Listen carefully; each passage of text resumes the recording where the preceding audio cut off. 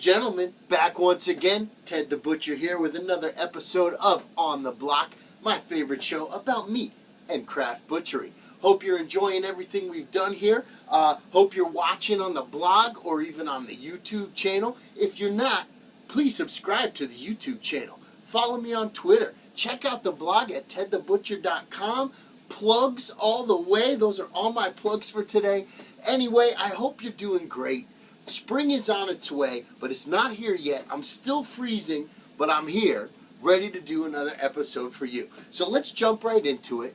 What are we talking about today? We are talking about the beef bottom round. Now, last series we did the top round, so I thought it might be a pretty decent segue to go right into a muscle tissue that is connected in the same way to the top round, right next to it, in fact, in the hind quarter of the animal. The bottom round. And this is yet another really versatile piece of meat. You could do a lot of things with it. It's pretty lean, so it's going to be another one that you're going to kind of want to cook long and slow. This is a great piece to roast, particularly a pot roast, or to get out the crock pot and do it like that. This is a great piece to cut up into stew. We're going to show you how to do cube steaks, which is interesting because it's a little bit different. We're going to cut them really thin, and you cook them real quick, one side or the other. About a minute, 30 seconds a piece. The minute steak, you might be familiar with that term. And yeah, we're just going to go for it. So I'm going to show you how to get some grind out of it as well. You could always grind some of it, all of it, the leftovers, whatever you need. Whatever you need, we can do here at On the Block. So here we go. This is the beef bottom round. Now you got this big meaty side here, right? Which kind of comes to a point. This is the side we're going to use today for the roast, so I can show you how to do that. Technically, in the United States, if you're talking about a rump roast, that is technically taken from this piece, of course, the bottom round, and it's taken from this end. So when you ask for a rump roast for your butcher, you're talking about a bottom round, and specifically the first cut, which is off this, we'll call this the point end, which I don't know if that's the best name for it, but that's what we're going to call it here today, because as you can see, this end kind of flattens out, not to be confused with a brisket, but that's a whole other episode. Anyway, so here we go. So this is the rump roast, and that's what we're going to use to show you first. I've trimmed it up a little bit already, but there's a couple things I want to show you. Usually when you find them, these pieces will be pretty well trimmed by your butcher or whoever processes it. But you see a little bit of fat right here. Those are things that we can easily just slide the knife under, just like that, and take that right off, not losing too much meat, just mostly getting that fat and silver skin off. Now, there's a couple of things that I wanted to show you here, in addition to just trimming some of these little pieces off. These you just clean up as you see them. There's some veins running through here. This is obviously another piece of that really, really big hindquarter musculature of the cow's leg. So, there's going to be stuff in it. There's going to be sinew. There's going to be connective tissue. There's going to be veins, whatnot. So those are the little things we're looking for here, trying to get that nice and clean and ready for the plate. So that's what we're doing here, making it nice and easy to eat and to get through. Now, these are these little pieces of fat and silver that you see here. Those you can go through and trim those off as you see them. However, the bottom round, what I wanted to do is show you there's two really significant pieces of silver skin and some fat that you really want to pay close attention to on this particular piece. And they both are kind of along the sides. So here's that point. Here are your sides. The first one here is this really, really thick piece of silver skin. Absolutely not something you're going to want to leave on there. It runs along one of the sides of the bottom round, and it's very thick, and that's something that you're just going to want to take your knife and peel along that. I'm going to show you how to do that. But just before we get into that, I just want to show you, you see a lot of different pieces of meat. Some of them are much prettier than others. I noticed when I found this one, it had a nice little gouge right in here, right into the muscle. You can kind of see that. That looks like something, all this meat comes from a USDA approved slaughterhouse, whether it's a big production facility or a small local farm, and they handle meat in so many different ways that sometimes you see little blemishes like this. I'm not 100% sure how that happened. It looks like it's possibly, we're hoping that the better scenario would be that it happened during the processing after the animal was slaughtered. It looks like probably was hung on a hook, or a hook was used to grab this piece of meat. Not something that you really want to see. That's kind of sloppy work, to say it nicely. But anyway, it's something that happens, and it's something to be aware of. So they're not all winners, right? That's what we say. So anyway, let me show you how to peel off this silver skin. Now, down here, towards this flat end, there's a really, it gets really thick, and you can start to see it becomes almost like that tendon there. And that's not a bad place to start. So you want to take your little knife and just start, use that surgical grip, and kind of just start driving the tip right underneath that. Now again, you want to stay with the edge of your knife real close to that silver skin. So you're kind of pushing out against it, because you're not trying to cut off a whole bunch of meat here. You're just trying to remove this piece with minimal meat lost, right? We're trying to keep all this nice muscle tissue together, because that's what we're doing here, and obviously that's what we'll be cooking. So to get this started, right, and you're just going to come along the top of it and poke right in there. And again, you're putting the pressure out against it. I don't know if you can see my knife bending a little bit there. You don't have to go crazy, but I'm just trying to emphasize the point that you're pushing out against that silver skin. So you're going to run that right along there, right? And as you get that going, you can start to use even the big knife if you want to do that. I'm doing this away from me, so you probably don't want to point your knife up towards you, but I'm doing that just so I can kind of get along here and make sure that you can see what I'm doing. So anyway, you're going to use that down along there, right? And as it comes up, you can kind of get your finger in there and work that silver skin out, right? And you're going to just run that knife right along there. And as it comes up, you can switch to that pistol grip if you want. And you're just using the tip of the knife to ride down along that seam. All right? And as you get it started, if you want, you could come in here with the big knife, but you're probably better off just kind of using the little knife to work that out. So I'm going to turn it this way just so I can get the rest of that off there. All right? Cool. All right, so we've got minimal damage here to the meat. Most of that's intact. We've got a nice clean piece. I'm going to clean it up a little bit more there. Get rid of that. Okay. So now you can see just kind of came off right there. Now we got a nice clean piece. Now in here, this one's a little bit more difficult. You can see another piece of the silver skin right in here. But it sits between the main muscle, right? This big piece in here. And then there's this side piece right over here. And if you can see that, I'm not sure if you can get a good look at that in there, but this silver skin comes down and it really just rides all the way down between these two pieces.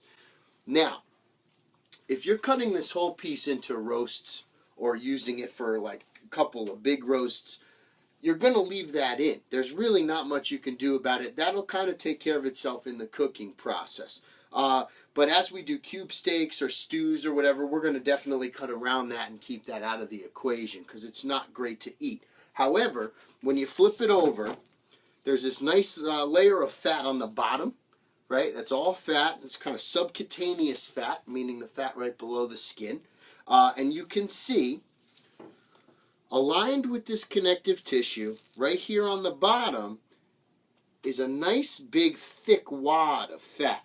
And it literally is at the bottom of where this connective tissue goes right straight down through the meat and comes out to the bottom. So what we're going to do, you get a feel for this as you cut more and more of these types of pieces. If you've never done it before and you're trying to maybe do this at home, you know that this piece of silver skin, right, comes right down in here. And you can see the full line going right down between these pieces. That's going to go down to the bottom right in here. So you can follow that down. And again, with your small knife, you can kind of make a line. And you're following the line right to where that silver skin comes out and meets this larger piece of meat here. This will take practice. I'm not suggesting that this is something you'll get right away, first time. But once you see many and many of these pieces, or more and more of these pieces, I should say, you'll get a feel for where this line of fat is. So what you're going to do is make 2 slices. You're really making lines, and you're kind of feeling out where that seam is and where it's going. Okay? See that? I realize my lighting's a little funky here. So you got these 2 lines here, and you see that line of fat in there. I like to take this out because it's not something you're going to want to tie up and give to a customer in your store. And as a customer, it's not something you're going to want to buy.